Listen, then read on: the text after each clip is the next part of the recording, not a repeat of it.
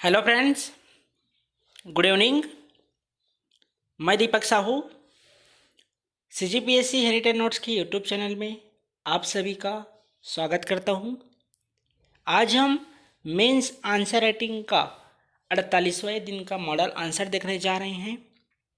तो आप सभी छात्र लिखे तो अच्छा है, फिर भी अगर कुछ सुधार करना चाहते हैं तो मॉडल आंसर से अपना आंसर चेक कर लीजिए और कहीं अपडेट अगर आपको लगता है करना है तो आप बिल्कुल कर लीजिए। आप सभी को आज भारतीय इतिहास, जिसके अंतर्गत प्राचीन इतिहास और दर्शन शास्त्र, ये दो विषय, इनके प्रश्न आपको 30 शब्द और 60 शब्द के रूप में दिया गया था। ठीक है, जो नए छात्र हैं कमेंट कर रहे थे, आपको इसी नंबर पर नोट्स मिलेगा मेंस आंसर राइटिंग का। ठीक है, देख लीजिए, नंबर है 7691941488। लगभग मेंस के सारे सब्जेक्ट का नोट्स बन चुका है, लैंग्वेज वाले पार्ट को छोड़ के। इसके अलावा आपका ऐसे वाले पार्ट को छोड़ के, क्योंकि ये दोनों वाला पार्ट अलग है। चलिए प्रारंभ करते हैं आज के पहले प्रश्न से। आप सभी को आज पहला प्रश्न दिया गया था, बौद्ध धर्म के शीघ्र प्रसार के क्या कारण रहे हैं, उनके बारे में आपको बताना था। प्रश्न क्या था, बौद्ध धर्म के शीघ्र प्रसार के क्या कारण रहे, इनके बारे में आपको बताना था 30 शब्द में। आइए बात करते हैं शीघ्र प्रसार के आखिर क्या कारण रहे। उत्तर देख लीजिए, बौद्ध धर्म के शीघ्र प्रसार में वैदिक धर्म के दोष, जाति भेद का विरोध, सरल विचार, बुद्ध का आदर्श जीवन, धर्म सभाएं का आयोजन, प्रचार हेतु विशाल संगठन, प्रचारकों का उत्साह, जनभाषा, पाली का प्रसार। ये आपके बौद्ध धर्म के शीघ्र प्रसार के कारण रहे हैं, जिसके अंतर्गत है वैदिक धर्म के दोष, जाति भेद का विरोध, सरल विचार, बुद्ध का आदर्श जीवन, धर्म सभाएं का आयोजन, प्रचार हेतु विशाल संगठन, प्रचारकों का उत्साह एवं जनभाषा पाली का प्रसार। ये आपके 30 शब्द के प्रश्न थे। दूसरा प्रश्न दिया गया था, वज्रयान शाखा का उल्लेख कीजिए।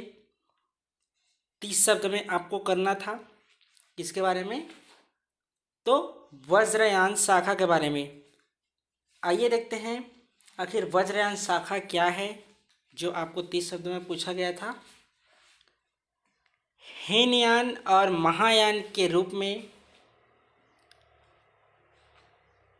विभाजन के बाद आगे चलकर बौद्ध धर्म का विभाजन वज्रयान शाखा में हुआ। देखिए हुआ क्या था, शुरुआत में बौद्ध धर्म का हीनयान और महायान, ये दोनों शाखा में विभाजित हुआ था। उसके बाद बौद्ध धर्म का तीसरा विभाजन हुआ वज्रयान शाखा के रूप में। इस शाखा पर तंत्र मंत्र का प्रभाव था और इसमें बुद्ध की पत्नी के रूप में तारा की पूजा की गई। ये रहा आपका दूसरा प्रश्न, जो कि आपसे पूछा गया था 30 शब्द में। चलिए तीसरा प्रश्न है, बौद्ध तथा जैन धर्म की समानताएं क्या थी, आपको बताना है। यह भी पूछा गया था 30 शब्द में। प्रश्न क्या है, बौद्ध तथा जैन धर्म की समानताएं क्या थी, आपको 30 शब्दों में बताना था। तो देखिए, प्रारंभ हिंदू धर्म के दोषों के कारण हुआ था। बौद्ध धर्म और जैन धर्म का जो प्रारूप देखेंगे, प्रारंभ कहाँ से हुआ था, तो हिंदू धर्म के दोषों के कारण हुआ था। कर्म एवं पुनर्जन्म में विश्वास, इसके कारण हुआ था। अंतिम लक्ष्य दोनों का निर्वाण प्राप्ति था।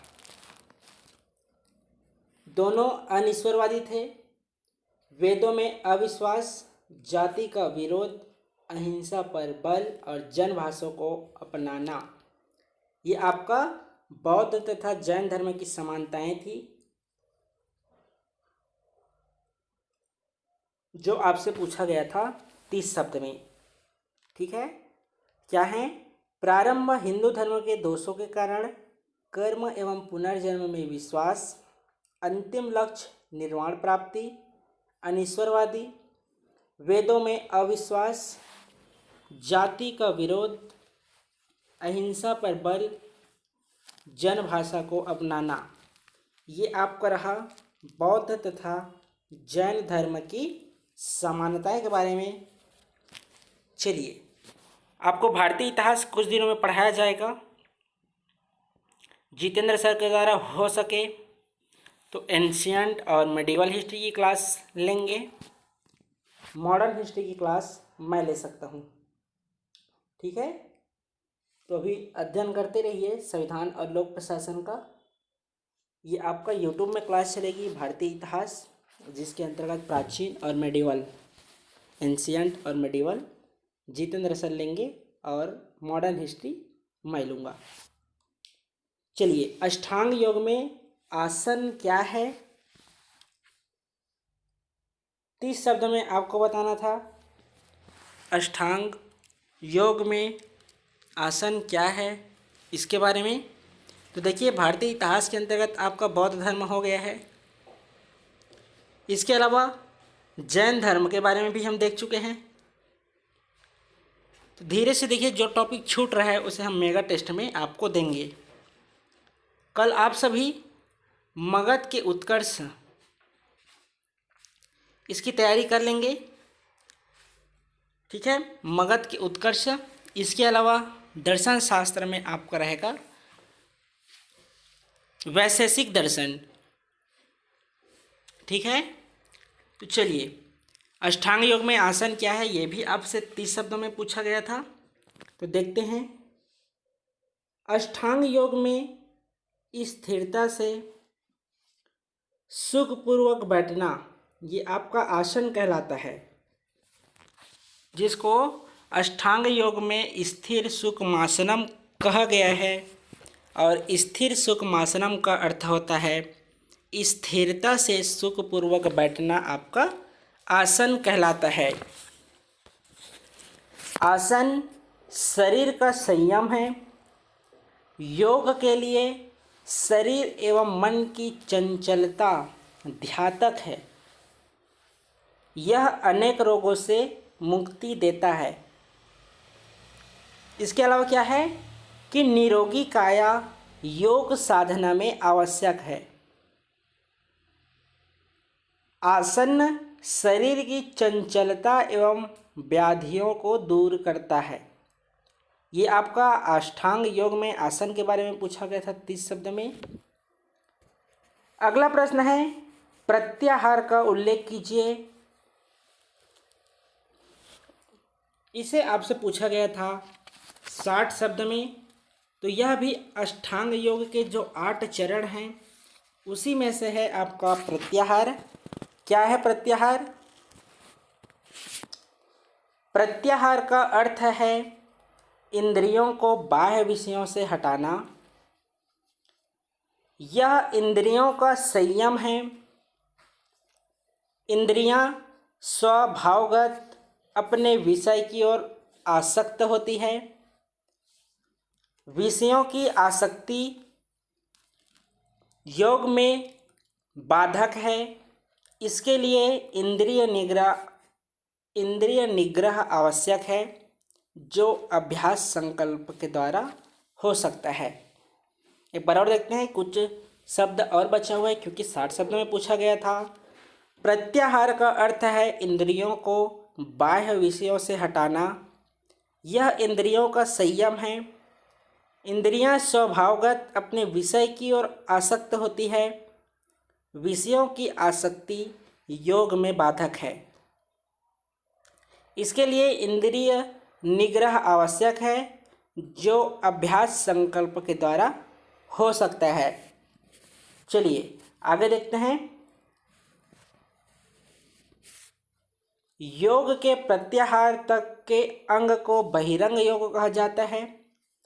यह आगामी योग साधना की तैयारी के लिए आवश्यक माना जाता है। इसके बाद ध्यान, धारण, समाधि 3 अंग हैं जिन्हें अंतरंग योग कहा जाता है। तो ये रहा आपका प्रत्याहार जो पूछा गया था आपसे 60 शब्द के प्रश्न में।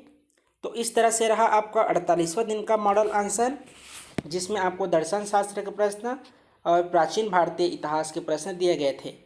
देख लीजिएगा, जिनको भी मेंस आंसर राइटिंग का हैंड रिटन नोट्स चाहिए होगा, जो पिछले वर्ष जो सिलेबस चेंज हुआ है उसके अकॉर्डिंग ही नोट्स तैयार किया गया है। तो देख लीजिएगा, जिनको भी मेंस का नोट्स चाहिए होगा आप इस नंबर पर प्राप्त कर सकते हैं। तो चलिए मिलते हैं फिर कल एक नई सुबह और नए प्रश्नों के साथ। आज के लिए विदा दीजिए। धन्यवाद।